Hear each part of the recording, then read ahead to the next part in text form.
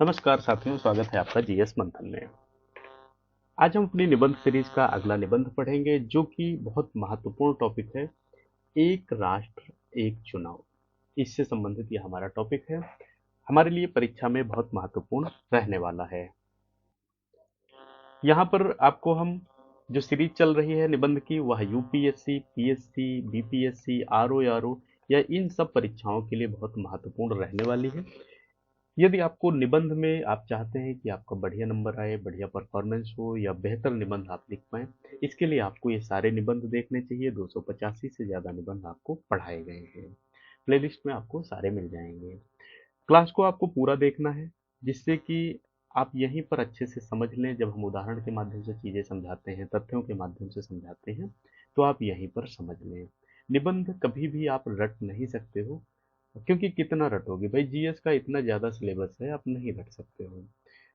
करना क्या है, सारी क्लास देखना है, उसके बाद प्रैक्टिस करना है। अपने आप निबंध का सेक्शन आपका अच्छा होता चला जाएगा। चलिए, आज का निबंध है हमारा एक राष्ट्र एक चुनाव। 3 खंड में हमारा ये निबंध लिखा जाएगा। सबसे पहले हम प्रस्तावना लिखते हैं, इसके बाद हम लिखते हैं मुख्य भाग, इसके बाद हम क्या लिखेंगे, निष्कर्ष। प्रस्तावना हमारी लगभग 100 शब्द में रहती है, जिसमें हम अपने टॉपिक के बारे में बताते हैं कि हमारा टॉपिक क्या कहना चाह रहा है, किस चीज़ से संबंधित है। मुख्य भाग हमारा पैराग्राफ पर होना चाहिए। कोई हम बिंदु का प्रयोग नहीं करेंगे, कोई हेडिंग का प्रयोग नहीं करेंगे, कोई चित्र का प्रयोग नहीं करेंगे। निष्कर्ष हमारे पूरे निबंध का निचोड़ रहता है। किसी भी निबंध को लिखने के लिए हमें सबसे पहले एक रूपरेखा बना लेनी चाहिए, जो कि हमें मदद करने वाली रहेगी जब हम उस निबंध को एक नया रूप दे रहे होंगे, स्वरूप दे रहे होंगे, भाषा दे रहे होंगे। क्योंकि अभ्यास जब करेंगे, रूपरेखा बना के करेंगे, तो आपको इसमें बहुत ज़्यादा समय नहीं लगेगा और आपका बेहतर निबंध तैयार हो जाएगा।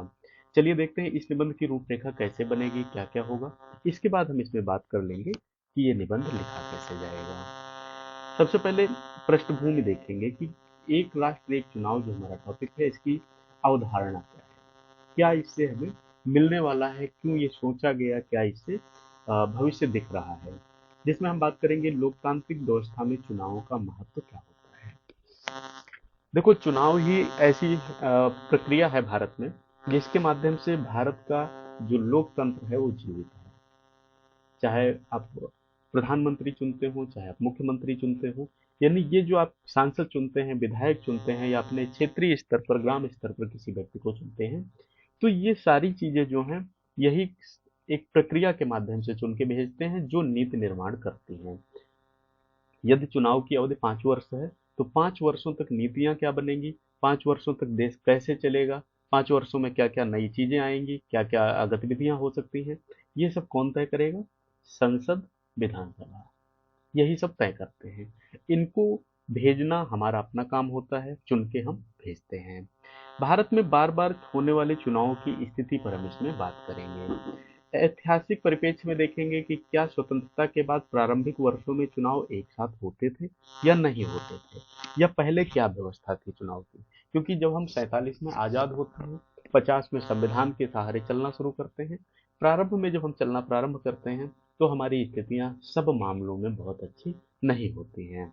बहुत चीज़ें हमें सुधारनी पड़ती हैं, बहुत चीज़ें हमें नई लानी पड़ती हैं, बहुत चीज़ें हमें धीरे धीरे पालन करते करते संविधान को आगे बढ़ते चलते हैं। 1952 से 1967 तक की चुनावी व्यवस्था क्या थी, हमें उस पर बात करनी पड़ेगी कि हम इतिहास में कैसे चल रहे थे। फिर हम बात करेंगे बाद में व्यवस्था में व्यवधान क्या आते हैं, क्यों जो 67 तक इंतजाम चल रहा था, ये व्यवस्थाएं चल रही थी, क्या उनमें ऐसी समस्या देखी गई होंगी, क्या उसमें ऐसी प्रक्रिया में घटनाएं देखी गई होंगी जिससे कि वर्तमान स्थिति आई होगी। अब हम बात करेंगे वर्तमान व्यवस्था की चुनौतियां क्या हैं। जैसे बार बार चुनाव से प्रशासनिक दबाव। जब चुनाव की तारीख तय हो जाती है, तो जिस क्षेत्र में चुनाव होता है वहाँ की जो प्रशासन व्यवस्था है, उस पर बहुत ज़्यादा दबाव आ जाता है। सही से चुनाव संपन्न कराना, निष्पक्ष चुनाव कराना, जो चुनाव की पार्टियां बनी हैं उनको सही समय तक पहुंचाना, उनके साथ कोई दुर्घटना ना हो, कोई अव्यवस्था ना हो, इसका ध्यान रखना, किसी के दबाव में काम न करना, ये सब दबाव आने लगते हैं। फिर हम देखते हैं सरकारी कार्यों में बाधा किस प्रकार आती है। एक पूरा जिला जब केवल चुनाव कराने में लग जाता है, तो उस जिले के उस समय के लिए जो आवश्यक कार्य होते हैं वो रुक जाते हैं। यानी कहीं न कहीं से उनके कामों में बाधाएँ आती हैं, यहाँ तक कि आप लोग जो आईएएस हो, आपके स्तर से लगा के सबसे अंत स्तर का जो व्यक्ति है, यहाँ तक कि सब व्यक्तियों को अपनी-अपनी भूमिका निभानी पड़ती है, यानी उस चुनाव में सब लोगों को लगना पड़ता है। फिर आचार संहिता का बार-बार लागू होना। इसका मतलब ये है कि एक समय तक सारी चीज़ों को रोक दिया जाना, यानी जब चीजें रुक जाएंगी, जब चीजें आगे ही नहीं बढ़ेंगी, तो आप सोचो कि बार बार अगर हर क्षेत्र में आचार संहिता लग जा रही है, आचार संहिता लग जा रही है, तो उस क्षेत्र का विकास कैसे हो पाएगा। फिर एक राष्ट्र एक चुनाव के उद्देश्य क्या है, जैसे समय और संसाधनों की बचत। जब एक बार में ही हर जगह चुनाव हो जाएगा, तो पूरी प्रक्रिया को 1 महीना चले, 1.5 महीना चले, जितने भी समय 2 महीना चले, चलती है उतने ही समय में चुनाव निपटा के खत्म कर दिया जाएगा। 5 वर्षों में 5 जगह पर अलग-अलग चुनाव करना नहीं पड़ेगा, यानी संसाधन भी हमारे बचेंगे और समय भी बचेगा। नीति निरंतरता, यानी जो नीति एक बार बना दी जाएगी वही नीतियां हमेशा चलती रहेंगी, यानी क्षेत्र गतिविधियों के लिए जो नीतियां हैं हमेशा चलती रहेंगी। फिर हम बात करेंगे शासन की स्थिरता क्या है, किस प्रकार से शासन स्थिर रहता है, किस प्रकार से शासन सुचारू रूप से चलता दिखता है। फिर हम इसमें बात करेंगे आर्थिक दृष्टिकोण की, कि आर्थिक स्थितियों में अगर हम आर्थिक दृष्टिकोण से देखते हैं तो हमें इसमें क्या लाभ मिलने वाला है। जैसे चुनावी खर्च में कमी। भाई जब एक साथ चुनाव होगा तो आप कम खर्च में निपटा सकते हो। अगर 5 बार चुनाव आपको कराना पड़े अलग अलग समय पर, तो आपको वही सब प्रबंधन जो है 5 बार करने पड़ेंगे। अब 5 बार के प्रबंधन में आपको फिर से वही इंतजाम करने पड़ेंगे, जैसे चाहे चुनाव के लिए लोगों को इकट्ठा करना हो, प्रशासन इकट्ठा करना हो, मशीनों की व्यवस्था करना हो, यातायात की व्यवस्था करनी हो। दूसरी चीज क्या है, विकास कार्यों की गति। जो प्रशासन आपका 5 बार अलग अलग जाएगा, अगर एक साथ हो रहा है तो वही प्रशासन कर लेगा, तो बाकी काम जो है आसानी से होते रहेंगे और सार्वजनिक धन का बेहतर उपयोग हो पाएगा। भाई जो चुनाव में पैसा खर्च होता है, या दूसरे शब्दों में कहो कि जो सरकार पैसा खर्च करती है, ये सरकार का पैसा थोड़ा है, पैसा तो आप लोगों का ही है, पैसा तो हमारा ही है। भाई हम ही लोग तो टैक्स देते हैं, विभिन्न तरीकों से जो सरकार तक पैसा पहुंचता है, फिर सरकार उसको अपने हिसाब से योजनाओं में लगाती है। यही चीजें तो होती हैं। फिर हम बात करेंगे इसमें प्रशासनिक लाभ की, जैसे सुरक्षा बलों पर दबाव में कमी। प्रशासनिक लाभ क्या होगा, भाई सुरक्षा बल लगते हैं, बहुत ज्यादा फोर्स लगती है चुनाव कराने में। कई बार कुछ क्षेत्रों में तो दुगुनी तिगुनी फोर्स लगानी पड़ती है, चलानी पड़ती है। तो ये चीजें इसमें हमें देखने को मिलती हैं। इसमें हमें बचत दिखेगी। बचत कैसे दिखेगी, वही फोर्स आपके और कामों में लग जाएगी। आपको जैसे सेना से ही जब जवान तो लेते हैं, तो सेना से जवान लेते हैं, यानी उस समय पर हमें वहां पर वैकल्पिक व्यवस्था करनी पड़ती है। वैसे एक व्यक्ति अपने काम करता रहेगा, यानी उसके दबाव उस पर नहीं आने वाले हैं। चलिए इसके बाद बात करते हैं सरकारी तंत्र की दक्षता, यानी पूरा सिस्टम तो सरकार के माध्यम से ही चल रहा है, तो उसकी जो भी दक्षता यानी इफिशिएंसी है, जो भी काम है जिस व्यक्ति के, वो अपने अपने काम करता रहेगा। फिर आगे बात आती है चुनाव आयोग की क्षमता का बेहतर उपयोग। अब जैसे चुनाव आयोग को हर कुछ दिन बाद एक नया प्लान बनाना पड़ता है कि अब उस राज्य में चुनाव है, अब वहाँ चुनाव है, उनकी तैयारी करो। उस राज्य के चुनाव हैं तो उस राज्य की स्थिति के अनुसार से तैयारी करो। यानी उसको क्या करना है, बार बार योजनाएं बनानी पड़ती हैं। उसकी क्षमता इन चीजों में लगती है, वहाँ के अधिकारी इन चीजों में लगते हैं। फिर हम बात करेंगे राजनीतिक प्रभाव की। राष्ट्रीय और क्षेत्रीय मुद्दों का संतुलन हो जाएगा। भाई जो मुद्दे हैं, चाहे वो राष्ट्र के स्तर पे हो, चाहे वो क्षेत्र के स्तर पर हो, मुद्दे तो मुद्दे ही होते हैं, समस्याएं तो समस्याएं ही होती हैं। तो उनको हम एक साथ में हल करने पर विचार कर सकते हैं। क्षेत्रीय दलों की भूमिका इसमें बराबर रहेगी। मतदाता व्यवहार का पर प्रभाव भी हम इसमें देखेंगे। इसकी बात करेंगे कि मतदाताओं पर क्या प्रभाव इससे पड़ने वाला रहेगा। फिर हम बात करेंगे संवैधानिक और कानूनी पहलुओं की, जैसे संविधान संशोधन की आवश्यकता पड़ सकती है, संघीय ढांचे पर इसका क्या प्रभाव पड़ेगा उसको भी लिखना पड़ेगा, और लोकतांत्रिक संतुलन कैसा होगा, अच्छा होगा बुरा होगा, क्या प्रभाव पड़ेगा, इस पर भी हमें बराबर बात करनी पड़ेगी। इसके बाद हम बात करते हैं विपक्ष और आलोचनाएं, यानी जब आपसे पूछा जाए कि आलोचनाएं क्या हो सकती हैं, तो उस पर भी हमें बात करनी पड़ेगी। लोकतंत्र के केंद्रीकरण की आशंका पर बात करेंगे, क्षेत्रीय विविधता की अनदेखी देखेंगे, और सरकार की जवाबदेही पर प्रश्न उठ सकता है।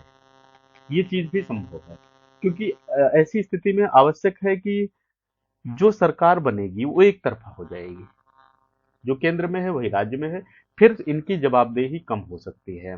फिर हम बात करेंगे व्यवहारिक चुनौतियों की, जैसे समय सारणी तय करना है, आपात स्थितियों में सरकार गिरने की स्थिति बन सकती है, और राजनीतिक सहमति की आवश्यकता भी इसमें पड़ सकती है। इसके बाद इसमें जो अगला पक्ष हमारा आएगा उसको हम क्या लिखेंगे, अंतरराष्ट्रीय अनुभव किस प्रकार से होंगे, अन्य देशों में चुनाव प्रणालियों पर बात करेंगे, भारत की विशिष्ट परिस्थितियों को देखेंगे।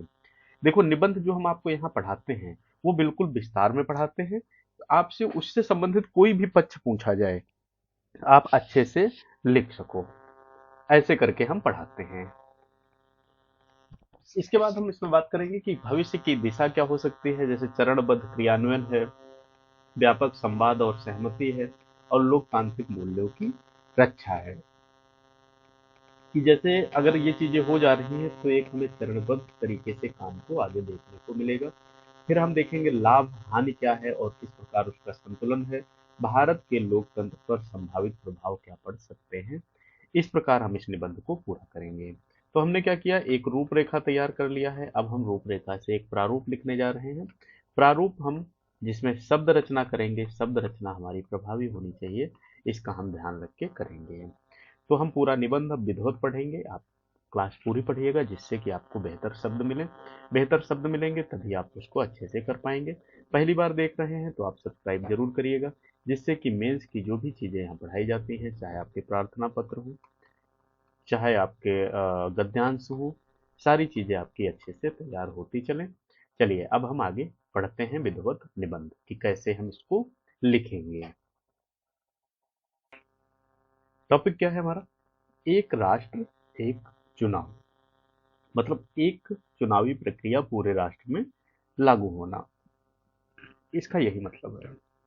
चलिए सबसे पहले हम एक प्रस्तावना लिखेंगे, प्रस्तावना हमारी इसी से संबंधित होनी चाहिए। एक राष्ट्र एक चुनाव की अवधारणा भारत की लोकतांत्रिक व्यवस्था में सुधार से जुड़ा एक महत्वपूर्ण प्रस्ताव है। इसका आशय लोकसभा और राज्य विधानसभाओं के चुनाव को एक साथ कराए जाने से है। वर्तमान व्यवस्था में देश के किसी न किसी हिस्से में लगभग हर वर्ष चुनाव होते रहते हैं, जिससे शासन, प्रशासन और विकास प्रक्रिया का व्यापक प्रभाव पड़ता है। इसी संदर्भ में एक राष्ट्र एक चुनाव को समय और संसाधनों की बचत का उपाय माना जा रहा है। तो ये हमने क्या लिखा, एक प्रस्तावना लिख दिया। प्रस्तावना हमारी क्या हो गई, जो यह बताएगी कि हमारा टॉपिक किस विषय से संबंधित है, उसी के बारे में वह चर्चा करने वाली रहेगी। चलिए अब हम इसमें आगे लिखते हैं। भारत में यह व्यवस्था कोई नई नहीं है। स्वतंत्रता के बाद 1952 से 1967 तक लोकसभा और विधानसभा चुनाव जो हैं एक साथ होते थे। बाद में सरकारों के असमय गिरने, राष्ट्रपति शासन और राजनीतिक अस्थिरता के कारण यह क्रम टूट गया। यह जो विचार आप देख रहे हो ना कि एक राष्ट्र एक चुनाव का विचार, ये नया नहीं है। प्रारंभ में हमारे हम यही चीजें देखते आ रहे हैं, प्रारंभ से हमारे साथ ये हमें दिखता आ रहा है। लेकिन क्या है, आप इस चीज को समझो, बीच में स्थितियां ऐसी बन जाती हैं, राष्ट्रपति शासन बार बार लागू होता है, असमय सरकार गिर जाती है, कभी कुछ समस्या आ जाती है, जिस वजह से आपको यह क्रम टूटा हुआ दिखा, और ये जो नई चीजें आपके सामने आ रही हैं वो आप देख रहे हैं। इसके परिणाम स्वरूप अलग अलग समय पर चुनाव होने लगे, जो आज एक स्थायी प्रक्रिया बन चुके हैं। इस पृष्ठभूमि को समझना और इस प्रस्ताव की व्यवहारिकता को परखने के लिए आवश्यक है। तो अब क्या होगा, देखो इसको फिर से समझना पड़ेगा कि पहले जब होता था तो क्या क्या ऐसा होता था, कैसे कैसे ऐसी चीजें होती थी, उसको हमें समझना पड़ेगा। वर्तमान प्रणाली की सबसे बड़ी चुनौती बार बार लागू होने वाली आचार संहिता है। आचार संहिता जब लागू होती है तो बहुत सारे काम रोक दिए जाते हैं, क्योंकि आचार संहिता की जो नियमावली है वो इसी प्रकार से है कि बहुत सारे महत्वपूर्ण काम रोक दिए जाते हैं। इसके कारण नीतिगत निर्णय, विकास योजनाएं बार बार रुक जाती हैं। प्रशासनिक मशीनरी चुनावी कार्यों में व्यस्त व्यस्त हो जाती है, जिससे सामान्य शासन प्रभावित होता है। इसके साथ ही सुरक्षा बलों और चुनाव आयोग पर भी लगातार दबाव बना रहता है, क्योंकि बार बार अगर वही चीजें होंगी, प्रक्रियाएं दोहराई जाएंगी, तो सुरक्षा बलों को भी बार बार उसमें लगना पड़ेगा, चुनाव आयोग पर तो दबाव रहेगा ही। एक राष्ट्र एक चुनाव के समर्थक मानते हैं कि इससे शासन में निरंतरता आएगी, सरकारें पूरे कार्यकाल के लिए स्पष्ट नीतियों पर काम कर सकेंगी, चुनावी खर्च में कमी आएगी, जिससे सार्वजनिक धन का बेहतर उपयोग हो सकेगा और आर्थिक दृष्टि से यह व्यवस्था विकास की गति को तेज करने में आवश्यक या सहायक हो सकती है। एक सूचना समझते हैं, फिर आगे पढ़ते हैं। जैसे हम आपको निबंध पढ़ाते हैं, ऐसे अपनी जीएस की क्लास बराबर चलाई जाती है, आप उनको भी जरूर देखा करिए, आंसर राइटिंग किया करिए। गद्यांश आपको पढ़ाए जाते हैं, आप उनको पढ़िए, साथ में पढ़िए, जिससे आप समझें कि कैसे उनको गद्यांश को हल करना है, क्या ट्रिक उसमें अपनानी है।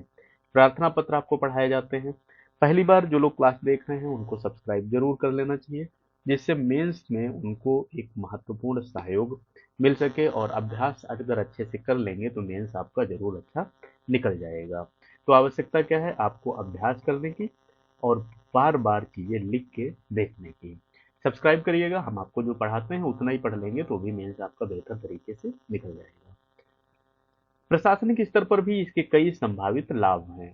चुनावी तैयारियों में लगने वाला समय, मानव संसाधन कम होंगे, सुरक्षा बलों को बार बार तैनात नहीं करना पड़ेगा, चुनाव आयोग अपनी क्षमताओं को दीर्घकालिक और योजनाबद्ध उपयोग कर सकेगा। इससे चुनाव प्रक्रिया की गुणवत्ता में भी बेहतर हो सकती है। हालांकि इस अवधारणा को लेकर गंभीर आलोचनाएं भी हैं। अब आलोचना देखेंगे। आशंका जताई जाती है कि इससे लोकतंत्र का केंद्रीकरण बढ़ सकता है, राष्ट्रीय मुद्दे क्षेत्रीय समस्याओं पर हावी हो सकते हैं, जिससे संघीय ढांचे पर प्रभाव पड़ने की संभावना है। क्षेत्रीय दलों की राजनीतिक भूमिका कमजोर होने का तर्क भी दिया जाता है। संवैधानिक दृष्टि से एक राष्ट्र एक चुनाव को लागू करना सरल नहीं है। इसके लिए संविधान में कई संशोधनों की आवश्यकता होगी। लोकसभा और विधानसभाओं के कार्यकाल से जुड़े प्रावधानों में बदलाव करना होगा। इसके अतिरिक्त यदि किसी सरकार का कार्यकाल बीच में समाप्त हो जाए तो उस स्थिति में क्या व्यवस्था होगी, यह भी एक जटिल प्रश्न है। भाई आप एक चीज लेकर चलते हैं कि हाँ, एक राष्ट्र एक चुनाव। कोई सरकार 5 साल के लिए बनती है, 3 साल में कुछ एक अस्थिरता आती है और वो सरकार चली जाती है, कार्यकाल खत्म हो जाता है। फिर आप क्या करोगे? ऐसी स्थिति में आपके पास क्या विकल्प होने चाहिए, इस पर भी पहले ही विचार कर लेना है। व्यवहारिक स्तर पर राजनीतिक सहमति सबसे बड़ी चुनौती है। इतने बड़े सुधार के लिए केंद्र और राज्यों के बीच विश्वास और सहयोग आवश्यक है। बिना व्यापक संवाद और सहमति के इस व्यवस्था को लागू करना लोकतांत्रिक मूल्यों के लिए जोखिमपूर्ण हो सकता है। अब हम निष्कर्ष लिखेंगे। अतः एक राष्ट्र एक चुनाव न तो पूरी तरह से समस्या का समाधान है और न ही इसे पूरी तरह से नकारा जा सकता है।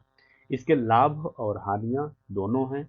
आवश्यकता इस बात की है कि भारत की संघीय संरचना, राजनीतिक विविधता और लोकतांत्रिक परंपराओं को ध्यान में रखते हुए इस पर गंभीर और संतुलित विचार किया जाना चाहिए। यदि इसे लागू किया जाए तो चरणबद्ध और सहमति आधारित दृष्टिकोण ही लोकतंत्र के हित में होगा। जो आपका अंत होगा वो हमेशा सकारात्मक रहना चाहिए, आपके टॉपिक से संबंधित ही रहना चाहिए। इस प्रकार आपका यह निबंध पूरा होता है। 2-3 बार प्रैक्टिस करिएगा। पहली बार देखा है तो सब्सक्राइब करना मत भूलिएगा। पसंद आया है तो लाइक करिए। जो आपके अन्य खंड पढ़ाए जा रहे हैं, चाहे प्रार्थना पत्र हो, चाहे आंसर राइटिंग हो, चाहे इसके अलावा आपका गद्यांश हो, या हिंदी के और जो टॉपिक पढ़ाए जाते हैं महत्वपूर्ण, उनको सबको आपको बराबर प्रैक्टिस करते रहना है। तो ये क्लास यहीं खत्म होती है। मिलते हैं अगली क्लास में, तब तक के लिए आप अपना अभ्यास जारी रखिए। धन्यवाद।